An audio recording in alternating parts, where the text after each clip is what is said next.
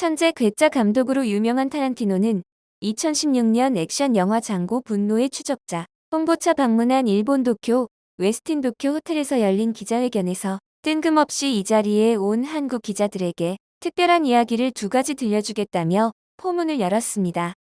이날 꼭 드리고 싶은 말씀이 있다면서 1994년 펄프픽션을 세계에서 가장 먼저 개봉한 나라가 한국이라고 말한 그는 당시 서울에서 감동받았던 경험을 끄집어냈는데요. 어느 나라 관객들보다 한국 관객들의 리액션이 최고라고 평했습니다. 서울을 떠나기 전에 극장을 가보고 싶었다. 한국 관객들은 어떤지 느껴보고 싶었기 때문이다라고 오늘 땐 타란티노는 당시가 1994년이었는데 그때 최고 히트작이 영화 마스크였다. 마침 내가 마스크를 못 봤었기 때문에 극장에 보러 갔는데 LA에 있는 멕시코 극장 같이 온 가족이 와서 즐기고 가는 모습에 정말 최고의 시간을 보냈다. 영화도 좋았지만 관객들이 정말 좋았다라고 밝혔습니다.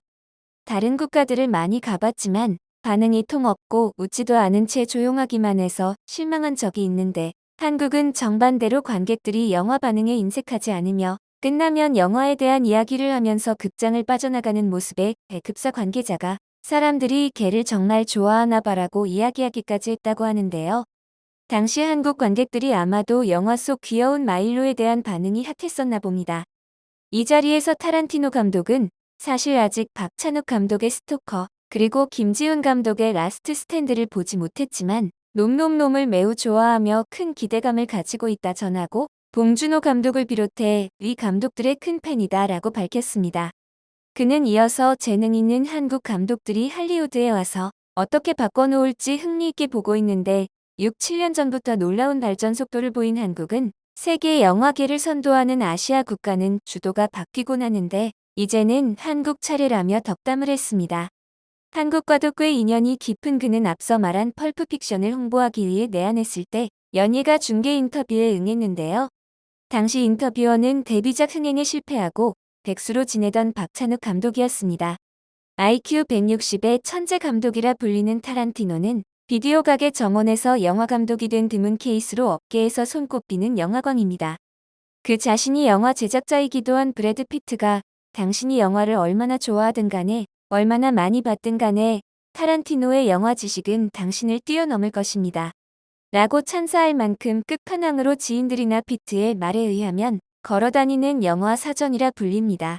세뮤얼 L 잭슨도 펄프픽션을 찍을 당시 씬을 설명하는 도중 별의별 영화와 영화 감독들을 언급해가며 설명하는 타란티노를 보고 경악하며 알아듣는 척하고 씬을 찍자 바라던 것이 아니었는지 웃으면서 컷을 외쳤다는 후문이 있을 정도로 지식뿐 아니라 영화 자체에 대한 애정도 대단해서 영화 촬영 기법, 배우와 장면의 분할, 연기의 비중, 재밌었던 비하인드 썰 같은 영화 관련 이야기가 나오면 굉장히 흥분하여 이야기하는 것을 볼 수 있는데요. 내한 당시 박찬욱 감독은 타란티노 감독의 인터뷰를 자청했다고 합니다.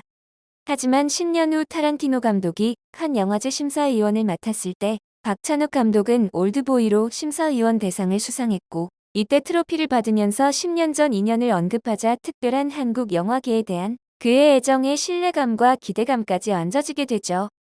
타란티노가 다른 곳도 아닌 일본 기자회견에서 한국 감독들은 굉장한 재능을 갖고 있다는 발언을 눈치 보지 않고 한 것은 박 감독이 할리우드에 진출해 영화 스토커를 연출하며 실제 그 능력을 인정받았기 때문으로 자신의 안목에 대한 자찬에 가깝기도 하죠. 2004년 제57회 칸 국제영화제 심사위원장이었던 타란티노는 올드보이의 2등상인 심사위원 대상을 선사한 1등 공신인데요. 복수라는 주제의 근친상간이라는 파격적인 스토리, 하드코어 액션 스릴러에 가까운 장르물을 3류나 B급으로 치부할 영화제에 그것도 영화 변방의 무명 감독에게 큰 상을 줄 수 있었던 것은 타란티노가 심사위원장이었기에 가능하다는 것이 영화계의 중론이죠. 한국을 벗어나 국제적인 감독의 반열에 오를 수 있는 발판을 만들어준 인물과 그 파격적인 심사를 가능하게 했던 감독의 인연이 예사롭지 않은데요. 그의 한국과의 서사는 더 거슬러 올라갑니다. 일본적인 오마주와 컨텐츠가 가득해 보이는 킬빌 촬영 당시 정창화 감독의 영화 죽음의 5손가락을 오마주하기 위해 직접 그를 찾아가서 부탁을 할 정도로 정성을 들였는데요. 원제는 천하제일권 철권으로 1970년대 한국 감독이 연출한 홍콩 영화로 미국 박스오피스 1위를 했을 당시 순위를 다투던 영화가 포세이돈 어드벤처와 사운드 오브 뮤직이었죠. 원곡은 1960년대 미국 TV 드라마 아이언사이드의 주제가로 퀸시 존스의 곡인데요. 고어한 연출이나 주인공이 과거 회상을 할 때 나오는 사이렌이 울리는 느낌의 음악을 킬빌에서 오마주하며 재조명합니다.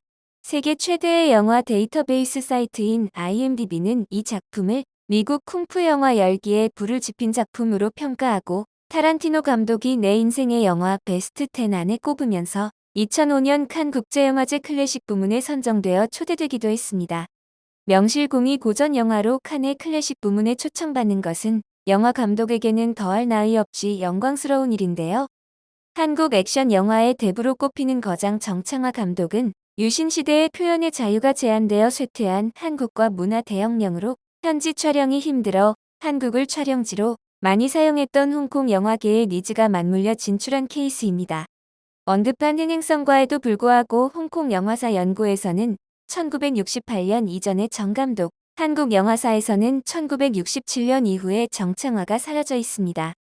홍콩 영화 비평계의 원로인 로우칸은 그 어느 연구자도 정창화 감독의 존재를 정확하게 파악할 수 없었기 때문이라고 말하지만 정확히는 1997년 홍콩 반환 이후 상징적 장르인 무협영화에 참여한 한국과 일본 감독들의 존재가 불편해졌던 것이라는 설이 유력합니다. 이는 정창화 감독만의 문제가 아닌 초국가적인 영화 활동을 하는 영화인들이 공통적으로 겪는 시련인데요. 최근 미국 자본의 한국이 주제인 미나리, 돌풍의 어느 나라 영화냐 정체성 혼란이 온 것이 대표적이죠. 일국사적인 관점에서 서술하는 내셔널 시네마 연구의 전통은 주목을 받고 히트칠수록 오히려 무시하거나 2개 이상의 영화사를 비교하며 연구해야 하기 때문에 부당한 대우를 하기 십상이었죠. 괴짜라 불리는 타란티노의 거침없는 애정 표현과 오마주로 거장, 정창화 감독의 개인적 영광을 찾은 것도 물론이거니와 질투로 폄하하기 바쁜 일본 영화계에 내밀 수 있는 귀한 자료가 되었습니다. 비영어권 영화에 워낙 관심이 많아서 스크린이 설치되어 있는 자신의 집에 친한 배우들을 초대해 아시아 영화들을 보여주며 함께 논의하는 것을 즐기는 타란티노는 살인의 추억과 공동경비구역 JSA 등을 지난 20년간 본 영화 중 가장 인상 깊은 영화라 칭송하며 해외 영화판에 한국 영화를 깊숙이 심어준 인물로 브래드 피트가 한국의 미국 이민 세대 이야기 미나리를 제작 지원한 일도 결코 우연이 아니라는 생각이 듭니다. 2013년 10월 11일 봉준호 감독을 만나려고 부산국제영화제에 직접 사비를 들여 개인 자격으로 방문한 적극적인 타란티노는 영화의 전당에서 봉 감독과 깜짝 토크 행사를 함께했고 관객들의 반응은 그야말로 폭발적이었는데요. 2020년 아카데미 시상식에서 경쟁자로 함께했다가 기생충으로 감독상을 차지한 봉 감독은 수상소감에서 타란티노를 형님이라고 부르며 자신의 영화가 아직 미국에서 알려지지 않던 시절에 많은 관심과 호평을 보내주었던 것에 감사를 표했죠. 2016년 일본 고급 호텔에서 진행된 인터뷰에서 한국 기자에게 따로 전한 말은 영화 이야기 외에 내가 사실 14년 전부터 미국 뉴욕에 있는 한식당 도화의 공동 소유주라는 사실이었습니다.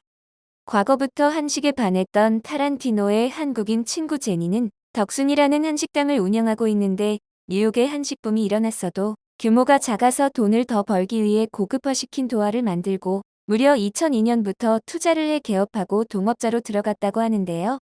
영어를 못하는 제니의 어머니는 유명인이 돈 되는 것을 생각지도 못하기 때문에 먼저 제니 가족의 일원이 됐다며 한국과의 인연에 남다른 애착을 드러냈습니다. 그는 제니의 어머니가 음식을 잘하셔서 그냥 한식이 아닌 좋은 한국 가정식을 먹을 수 있다며 뉴욕에서 비빔밥을 먹고 싶으면 도하에 오라고 깜짝 홍보까지 했죠. 도하의 메뉴는 주로 한국 가정식으로 비빔밥, 불고기, 잡채 등의 대표적인 한식뿐 아니라 오징어 볶음, 만두, 회덮밥, 비빔국수 등 다양한 메뉴를 선보이고 있는데요. 이와 더불어 유자 막걸리 등 주류도 판매하고 있어 맛과 트렌드, 문화를 모두 잡는 식당으로 뉴요커들의 니즈에 부응하는 도하는 과감하게 쇠젓가락이 올라옵니다. 일본색 짙은 킬빌이지만 알고 보면 한국 영화와도 깊은 인연이 있는 천재 감독의 물심양면 지원에 보답이라도 하는 것처럼 오늘날 인정받는 대한민국 영화계의 부흥을 응원합니다. 영상을 끝까지 시청해주셔서 감사합니다. 구독과 좋아요는 영상 제작에 큰 힘이 됩니다.